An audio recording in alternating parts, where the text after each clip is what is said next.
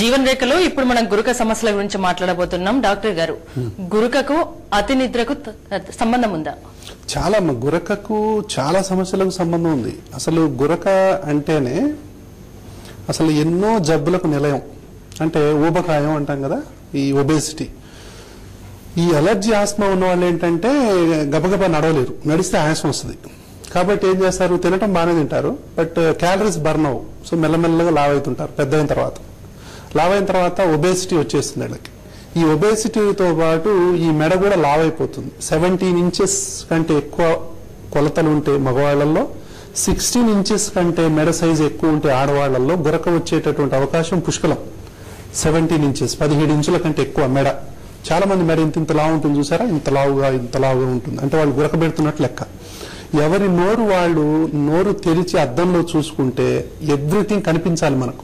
లోపల ఉన్నటువంటి చిన్న నాలుగు, కొండ నాలుగు అంటాం కదా, కొండ నాలుగుతో సహా అన్ని కనిపించాలి. ఏమి కనిపించట్లేదు, నోరు నిండా నాలుక మాత్రమే కనిపిస్తుందంటే వాళ్ళలో గురక వస్తున్నట్టే లెక్క. ఓన్లీ నాలుగే కనపడుతుంది, ఇంకేం కనపడదు. సో వాళ్ళల్లో అన్ని కనపడాలి. నోరు తెరిస్తే మొత్తం కనపడాలి లోపల. అప్పుడు గురక వచ్చే అవకాశాలు తక్కువ. తర్వాత ఈ ఊబకాయం ఒకటి, గురక ఒకటి, అతి నిద్ర, ఇవి మూడు. గురక ప్లస్ ఊబకాయం ప్లస్ అతి నిద్ర ఈజ్ ఈక్వల్ టు అనారోగ్యం. అంటే ఇంకా అనారోగ్యం అంటే ఇందులో బీపీ వస్తుంది, షుగర్ వస్తుంది, కొలెస్ట్రాల్ పెరుగుతుంది, తర్వాత హార్మోనల్ సమస్యలు వస్తాయి, తర్వాత heart attacks, number 1 heart attack వస్తుంది. తర్వాత ఈ అతి నిద్ర ఉన్న వాళ్ళల్లో యాక్సిడెంట్లు ఎక్కువ అవుతాయి. ఎంత డేంజర్ అంటే ఈ రోజు మన దేశంలో 100 యాక్సిడెంట్లు అవుతున్నాయి. మాట్లాడుతుంటేనే ఆఫీసులో నిద్రపోవటం. ఇప్పుడు ఇంటర్వ్యూ చేస్తుంటే కూడా గురకుందనుకోండి, డాక్టర్ విపరీతంగా ఆయన కూడా నిద్రపోతా ఉంటాడు. సో కొంతమంది ఇప్పుడు ట్రాఫిక్ సిగ్నల్స్ పడతాయి కదా, సిగ్నల్స్ పడ్డ దగ్గర ఒక 1 మినిట్ సిగ్నల్ పడితే నిద్రపోయే వాళ్ళు కొన్ని 100 మంది ఉన్నారు హైదరాబాద్.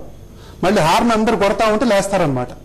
అంటే వాళ్లకు ఊబకాయం ప్లస్ అతి నిద్ర ప్లస్ గురక ఉన్న వాళ్లతో పాటు డ్రైవింగ్ కి వెళితే చాలా ప్రమాదం. అసలు గురక ఉన్న వాళ్ళు డ్రైవింగ్ చేస్తానంటే కూడా ఒప్పుకోకూడదు. గురక అంటే ఏంటి, అబ్స్ట్రక్టివ్ స్లీప్ యాప్నియా నేను మాట్లాడేది ఇందా చూపించాను కదా, ఆ టైప్ గురక ప్లస్ అతి నిద్ర. ఎక్కడ కూర్చుంటే అక్కడ నిద్రపోతారండి. టీవీ చూస్తున్నారు అనుకోండి నిద్రపోతారు, పేపర్ చదువుతుంటారు నిద్రపోతారు, కాసేపు అన్నం తిని అలా కూర్చున్నారు అనుకోండి నిద్రపోతారు. తర్వాత కొంతమంది ఏమంటారంటే, నేను నిద్రపోతానండి, నేను నైట్ ఇంకా 9 o'clock నిద్రపోతాను కదా, 5 seconds నిద్రపోతానండి నేను గొప్పగా చెప్పుకుంటారు. అది అనారోగ్యానికి మొదటి అదృష్టం కూడా కదా, అది దురదృష్టం అంటాను నేను. అదృష్టం కాదు. చాలా మంది ఏమనుకుంటారంటే అది అదృష్టానికి గుర్తు, ఎంత బాగా నిద్రపోతున్నాడు అనుకుంటాం. కొందరు ఎంత కష్టపడ్డా నిద్ర రాదు, కొందరికి నిద్ర కూడా కష్టమే. అంటే జనరల్ గా దీన్ని లేటెన్సీ అంటాము. ఒక 10 నిమిషాలు అట్లా ఉంటుందన్నమాట. మనం పడుకున్న తర్వాత 10 నుంచి 12 నిమిషాలు 15 నిమిషాల మధ్య నిద్రలో జారుకుంటాం జనరల్. ఎవరైనా విత్ ఇన్ 1 minute లోపల ఎవరైనా నిద్రపోతున్నారు అంటే వీళ్ళ గురకున్నట్టు లెక్క, వీళ్ళ ఊబకాయంతో బాధపడుతున్నట్టు లెక్క, వీళ్ళకి అతి నిద్ర ఉన్నట్టు లెక్క, వీళ్ళకి యాక్సిడెంట్లు అయ్యేటటువంటి అవకాశాలు పుష్కలంగా ఉంటాయి. ఎక్కడ పడితే అక్కడ నిద్రపోతూ ఉంటారు.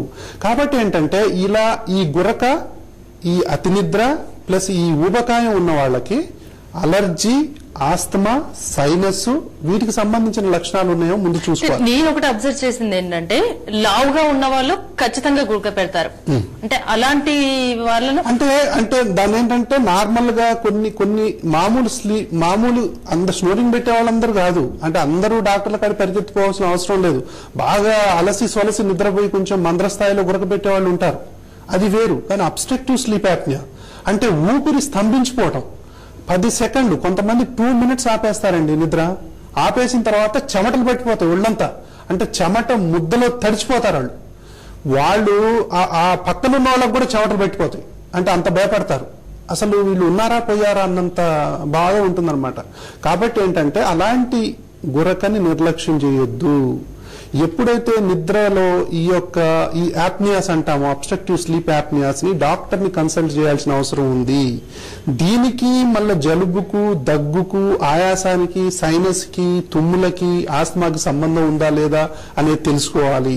అలర్జీ, ఆస్మాని కరెక్ట్ గా ట్రీట్మెంట్ చేసినట్లయితే గురక 50% కంటే ఎక్కువ తగ్గిపోద్ది. దాంతో పాటు ఏంటంటే వీళ్ళు చేయాల్సిన ఫస్ట్ ఆహార నియమాలు పాటించాలి. తర్వాత ఆల్కహాల్ బంద్ చేయాలి, తర్వాత పొగ తాగటం బంద్ చేయాలి, ఎక్కడ పడితే అక్కడ ఎంత పడితే అంత జంక్ ఫుడ్స్ తినటం అనేది మానేయాలి. గురక అనేది చాలా మంది ఏమనుకుంటారంటే మీరు చెప్పినట్టు చాలా పెద్దోళ్లలోనే వస్తుంది అనుకుంటారు. చాలా తప్పండి అది. గురక చాలా బక్కగా ఉన్న వాళ్ళలో కూడా వస్తుంది, తర్వాత పిల్లల్లో కూడా వస్తుంది. పిల్లలంటే 2 సంవత్సరాల పిల్లలు గురక పెడితే కూడా నిద్రపోలేని వాళ్ళు ఉన్నారు. అంత తీవ్రంగా గురక వస్తుంది. అంటే వాళ్ళల్లో అలర్జీ, ఆస్మా గానీ ఎడినైడ్స్ గానీ ఉన్నాయా లేదా తెలుసుకోవాలి. ప్రతిదానికి ఒక్కొక్క దానికి ఒక్కొక్కటి లింక్ ఉంది, ఒక లింక్ ఉంది. ఆ లింక్ ఏంటో తెలుసుకోవాలి. కానీ దేన్ని కూడా నిర్లక్ష్యం చేయొద్దు. అంటే ఏంది, డిస్టర్బెన్స్ అయ్యేటటువంటి నిద్రలు. అంటే పక్క వాళ్ళు కూడా, ఇప్పుడు భర్త గురక పెడుతున్నాడు అనుకోండి, భార్య ఖచ్చితంగా అనారోగ్య పాలవుతుంది. ఆవిడకు కూడా మెంటల్ ప్రాబ్లమ్స్ వచ్చే అవకాశాలు ఉంటాయి. ఎందుకంటే ఆవిడ నిద్ర ఉండదు. నిద్ర లేనప్పుడు తనకు కూడా పాపం పగులు పూట నిద్రపోతుంటుంది. సరే ఏదో ఒక విధంగా కంపెన్సేట్ చేసుకుంటారు. వాళ్లకు చికాకు, బీపీ, కోపాలు, తాపాలు, సోషల్ ప్రాబ్లమ్స్, ఫ్యామిలీ ప్రాబ్లమ్స్, కొన్ని కేసులు విడాకుల దాకా వెళ్ళిపోద్ది. సో గురకకు విడాకులకు కూడా సంబంధం ఉంది, గురకకు యాక్సిడెంట్లకు సంబంధం ఉంది, గురకకు గుండె జబ్బులకు సంబంధం ఉంది, గురకకు బీపీకి సంబంధం ఉంది, గురకకు షుగర్ కు సంబంధం ఉంది. అంటే ఊబకాయంతో సహా ప్రతిదానికి లింక్ ఉంది. అంతే గురకని ఇప్పుడు ఏంటంటే మనం గురక పెట్టే వాళ్ళని చూస్తే మన సినిమాలో హాస్యం అనేటటువంటి దానికే ఉపయోగిస్తాం.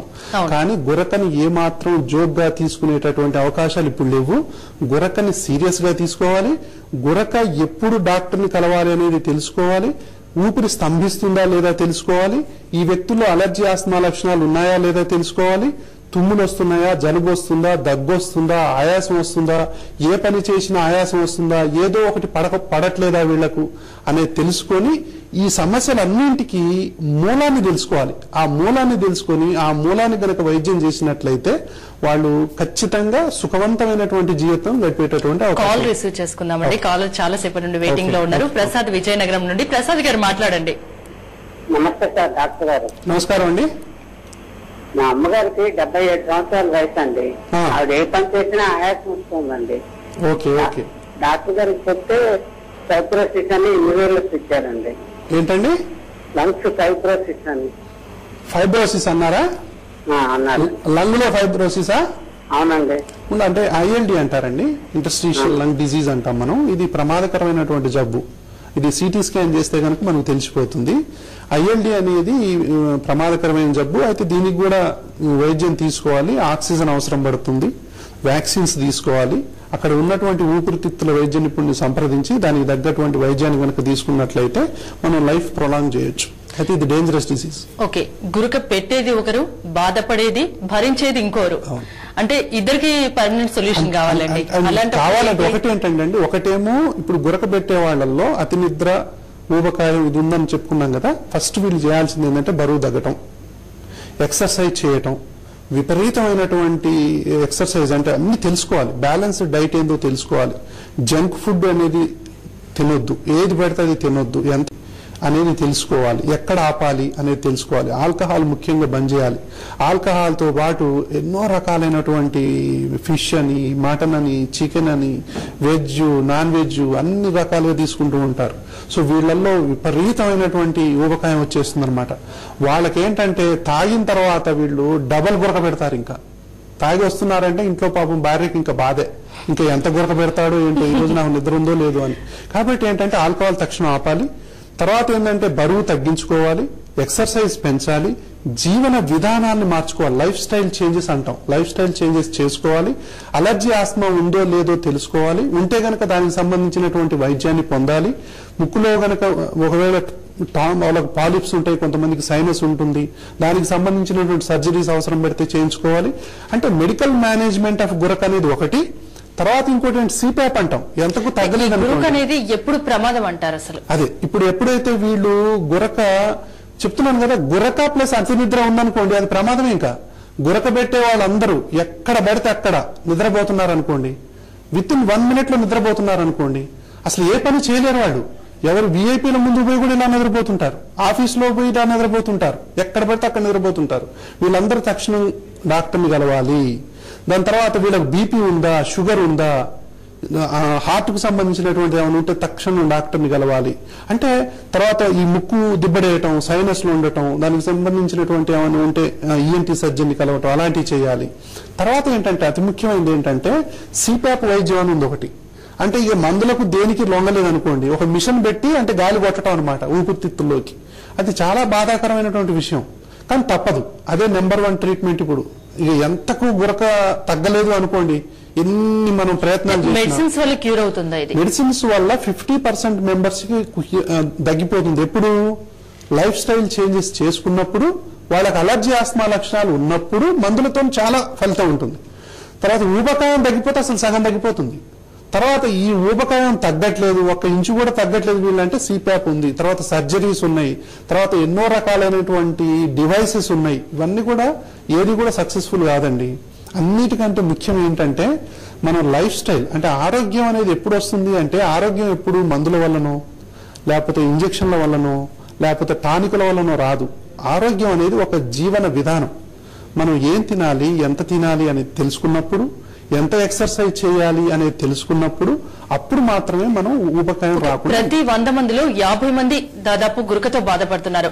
అలర్జీ, ఆస్తమా, సైనస్, గురక ఇలాంటి సమస్యలతో బాధపడుతున్న వాళ్ళకి మాత్రం మంచి సలహా ఏంటి అంటే వీళ్ళు ఒకటేంటంటే అలర్జీ ఆస్తమా లక్షణాలు ఉన్నాయంటే తక్షణం అలర్జీ ఆస్తమాకు సంబంధించినటువంటి వైద్య నిపుణులు తెలుసుకొని తర్వాత అలర్జీ గాని ఆస్తమా గాని మనం తగ్గించుకోవచ్చు. అద్భుతమైనటువంటి వైద్యం ఇప్పుడు అందుబాటులో ఉంది.